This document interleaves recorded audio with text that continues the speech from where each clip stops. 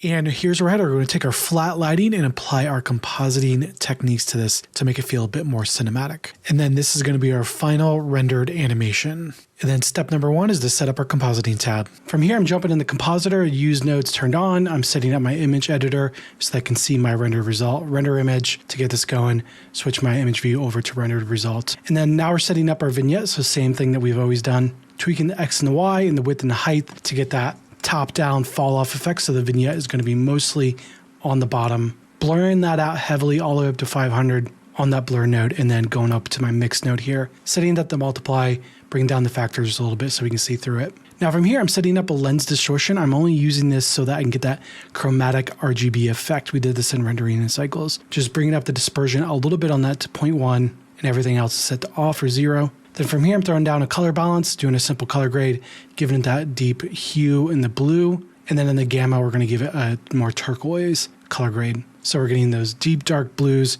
in the shadows and then more turquoise in the highlights. And then step number 2 is to do our final render animation. Now at this point, everything is kind of technically done. This renders fine in Eevee. So if you're on a slower computer, you can do that.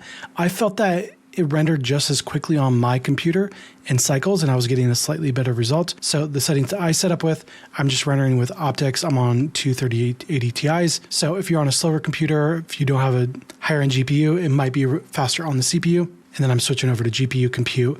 And then I went really, really low on the max samples, 128, just to do a first pass render. And then I just did a render image, see what we got. And then there we're getting our final result here. And now I'm setting up, this is going to be our final node network. Will all be in the node cheat sheets below.